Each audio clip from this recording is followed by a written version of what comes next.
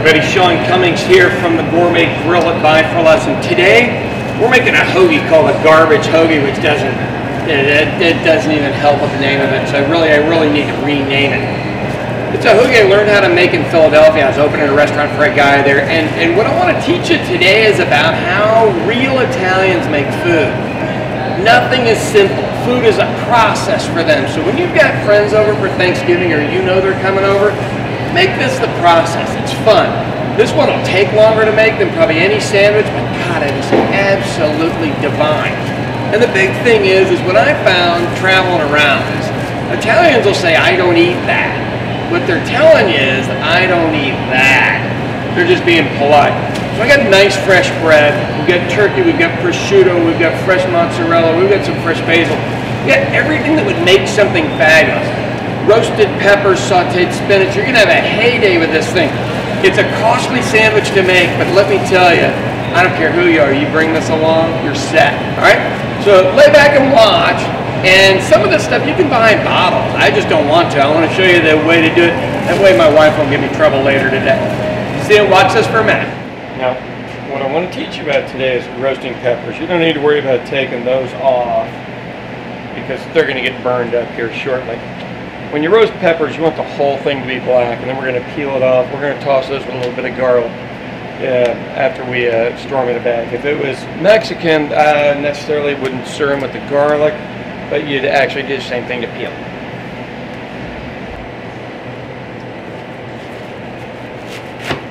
Now, this is pre-washed spinach, but I rinsed it one more time just to be safe. Not really sold on it. Now, when I was in Italy, I have to honestly tell you, don't really see lettuce, but you see spinach about everywhere. And we're just going to toss this with some garlic. And have a look. These are blackening just like I want them to. You're not burning them. It really does seem like it, but you're honestly not.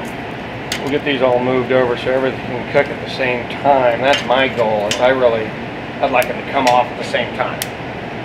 The struggle for anybody making an Italian sandwich is just going along with the fact that there are so many steps. The thing is, the reason Italians can do this is having roasted peppers and that were cooked in garlic and sauteed spinach around. They'll have it in the refrigerator. It's the rest of us that don't have it there. So a little bit of the sauteed spinach. We start with a pan. You can't really use canola oil and stuff at home. You can use olive oil like the pomace, the cheap stuff if you want. I always have to remember as my wife's watching, which means that's why it requires an actual tablespoon of garlic for this. Now I just want the garlic to get aromatic, and then I'm going to throw this in a little bit of salt. Nice and simple, and my goodness, what a flavor.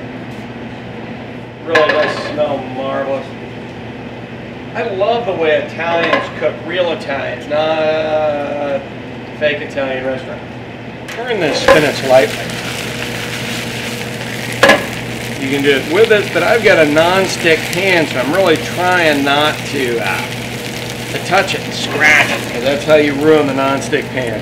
These are coming along beautifully. That one's nearly done. And then we're going to throw those in a bag for a little bit. Now let me throw some salt on here. Don't over-salt anything. We're going to have prosciutto on the sandwich, so you don't need to do that. Okay, now right here, I'm turning this spinach off because it's going to be in there. Now, real peppers, take these hot into the bag. Hot into the bag.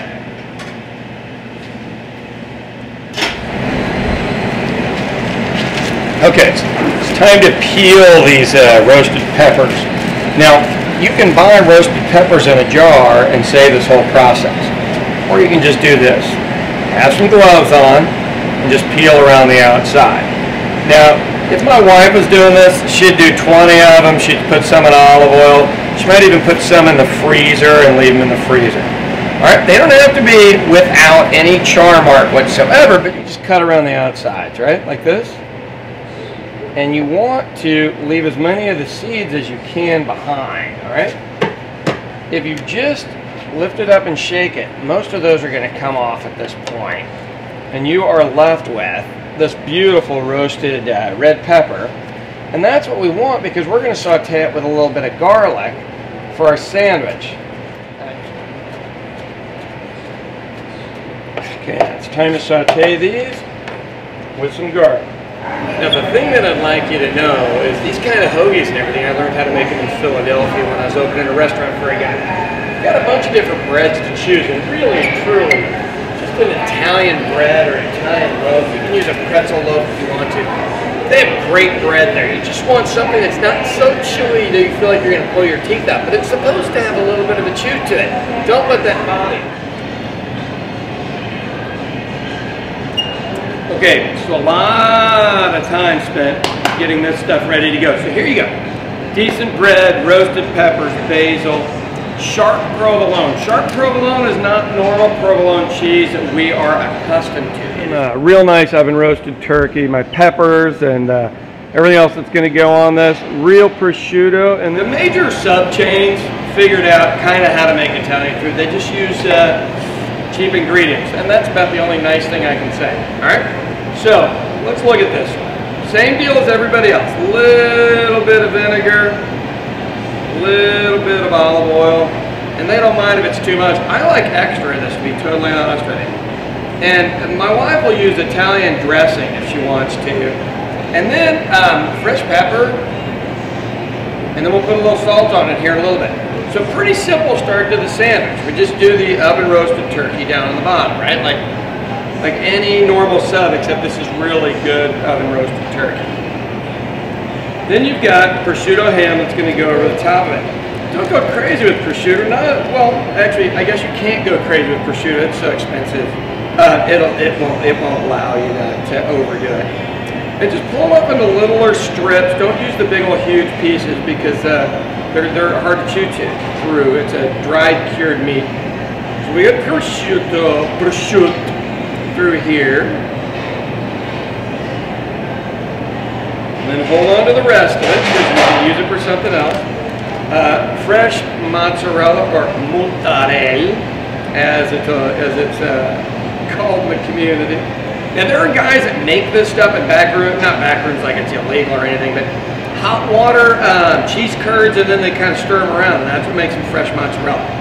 Fresh mozzarella needs to be moist. Don't buy a dried out fresh mozzarella, okay? So far the sandwich looks absolutely beautiful. I'm going to do a little more vinegar at this point just because I like it. Now, spinach. I know Americans wouldn't ordinarily think to put sauteed spinach and garlic on a sandwich. Absolutely dynamite. Basil leaves. If you've got a lot of them, fine. If not, just throw a few on there. Here comes the coup de grace. These are the roasted peppers that we just used. Absolutely fantastic. This is sharp provolone. Sharp provolone and regular provolone that we use in America. Regular provolone tastes like mozzarella cheese. It tastes like anything. Sharp provolone is like extra sharp cheddar cheese. Think about it. I mean, it's just got a lot more flavor to it. Now, this monster is ready to serve. Yeah, come over and get a close-up of this so you can see it. Because if you show up to somebody's house with this, it's absolutely dynamite. So for these and more recipes, BuyLessOK.com. That's a sandwich.